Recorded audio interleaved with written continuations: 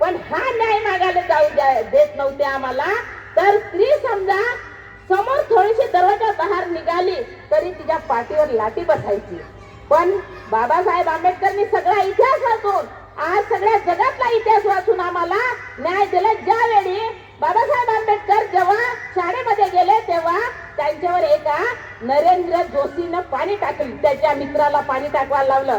तेव्हा रमाईनं समोर होऊन ते एक पावडरची पाकिट दिलं. तुम्ही म्हणे हे पावडरचं पाकिट, तो जो पाणी टाकला तुमच्या वर्गात बसू देत नव्हते, पाणी टाकला ना म्हणे त्याच्यावर तू पाकिट टाका म्हणे.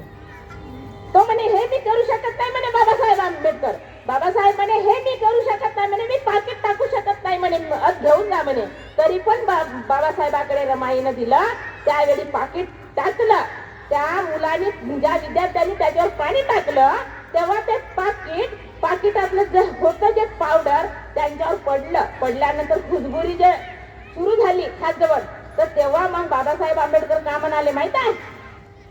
बाबासाहेब आंबेडकर रमाईला म्हणाले, खरंच तू माझी संगिनी आहे म्हणे. तू मला म्हणे माझी आई आठवते हो म्हणे.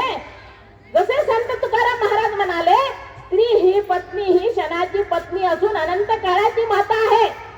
काकाजी म्हणाले ना, तुम्ही वाचलेच असेल, पत्नी ही क्षणाची पत्नी असून अनंत काळाची माता आहे. त्यावेळी मला बाबासाहेब आठवले की खरंच तुकाराम महाराज सुद्धा म्हटले होते की तसेच भाषा कोण म्हणाले? बाबासाहेब आंबेडकर सुद्धा त्यावेळी वर्गातून निघताना म्हणाले की रमाई माझी आई आठवते ग तुला पाहून.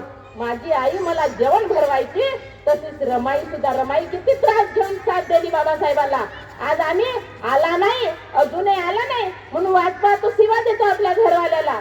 पण ते किती दुसऱ्या देशात जाऊन शिकत होते तेव्हा रमाईने किती त्रास वेदना सहन केल्या, कष्ट सहन केले.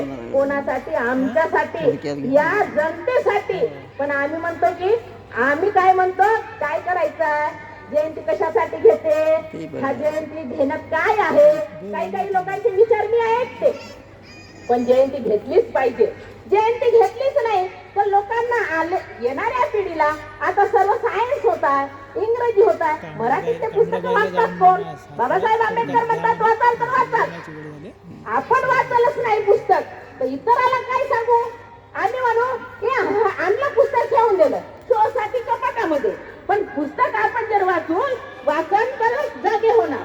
पुस्तक वाचलच नाही तर आपण जागे होणार का? बाबासाहेब आंबेडकर एवढं मोठं मुंबईला चैतन्य भूमीवर राजगृह आहे, तिथे तेव्हा वाचनालय आहे बाबासाहेब आंबेडकरचं. तर आमच्या घरी सुद्धा 4 पुस्तकं राहत नाही. 4 पुस्तकं असले तरी ते वाचत नाही. मुलांना आम्ही वाचायला देत नाही. इथे महिलांनी संचालन केलं पाहिजे होतं. मी वाईट वाटून घेऊ नका, मी काय सांगते, मी शिकवत आहे. मी इतर गावोगावी जाऊन महिलांना शिकवत आहे आणि त्या सुधरत आहे. म्हणून मी सांगते की त्या महिला कोणी संचालन करतात, कोणी बुके द्यायला समोर येतात. म्हणजे आता मी जे पाहिलं, म्हणजे मी जे वळण लावण्यासाठी सांगत आहे, बरं तुम्ही वाईट वगैरे मानू नका. मी जे काही करत आहे कार्य, मी आजचा माझा 385 वाघ रोग आहे हसण्याचा, 385. आणि मी सकाळ संध्याकाळ मी मला कोण्या वेळी सांगितले कोण, मी हे पाहत नाही. जिथे सांगितले तिथे मी जाते. कारण तर कबीरदास म्हणतात, संत कबीरदास महाराज म्हणतात, कल करे तो आज कर, आज करे तो अभी कर. कबीरपंथी होते बाबासाहेब आंबेडकरचे वडील, कबीरपंथी होते की नाही? चुकलं तर माफ करा, मी सांगत आहे ते चुकले तर माफ करा. पण मी जे सांगायचा प्रयत्न जे करते मी इतरांना की कारण तुम्ही सुधरा. का येणारी पिढी जग कसा येईल ते तर सांगता येत नाही. मी कोणावर टीका टोपणी तर करत नाही, मी कोणत्या जातीयवादीवर करत नाही. पण येणारा काळ, तुकोजी महाराज म्हणतात, कोण दिवस येई कसा कोण जाणतो. मग येणारा दिवस संतांनी सुद्धा, साधू संतांनी सांगून गेले की कोण दिवस येईल कसा कोण जाणतो.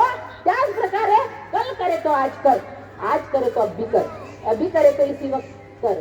कोण म्हणे? संत कबीरदास म्हणे की कल करे. समजा आता आपण करत ना काम, आता करतो, आमची ड्युटी आहे, मग ड्युटी झाल्यावर करते, जयंतीला जाते. मग तुम्ही सांगा, असं म्हणता म्हणता म्हणता म्हणता आमचं आयुष्य 50-60 वर्ष होऊन जाते. मग आम्ही म्हातारे होतो, आम्ही लंगडे होतो, मग टोंगऱ्यानं वरत येणं होत नाही. म्हणून का नाही मग पायऱ्या चढणं होत नाही. मग नातू का म्हणते, ए आजी तू कुठं बसायचा, उगीच सावकी पुढं पुढं होतेस का. तो का म्हणते, मुलगा म्हणते, हा माता आजी बापाला तर काही समजतच नाही, बसणं जाग्यावर, तू कुठं जातेस तिकडं, कुठं जयंती जाते, तुझ्या चालणं होत नाही असे म्हणते की नाही घरचे लोक म्हणते.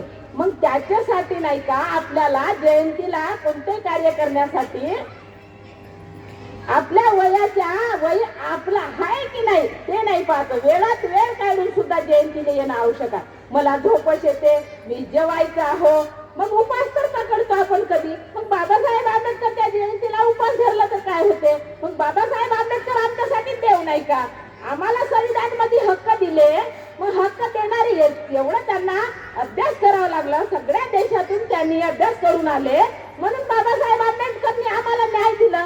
न्यायच नसते दिले असते मी ते बोलत नव्हते.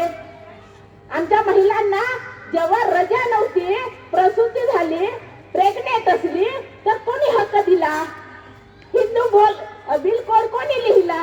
मग लिहिल्यानंतर त्यांनी अंमलात येऊ नाही दिलं, तेव्हा कायदे मंत्र्याचा 1951 मध्ये कायदे मंत्री पदाची राजीनामा दिली बाबासाहेब आंबेडकरांनी. कोणासाठी राजीनामा दिला, आमच्यासाठी, आमच्या महिलांसाठी. आमच्या महिला सुद्धा जागृत झाल्या पाहिजे, बरोबर आहे की नाही आहे, बरोबर आहे ना. मग आम्ही हे एवढं असून आमच्यासाठी अहोरात्र कष्ट केले, खिशामध्ये ब्रेड ठेवून त्यांनी जेवण सुद्धा एक टाइमचं जेवण करायचे. रामो मी एक टाइम जेवण करते म्हणे, त्यांच्याकडे पैसे नसायचे. जेव्हा गंगाधर मरण पावला त्यावेळी रामूने पत्र पाठवलं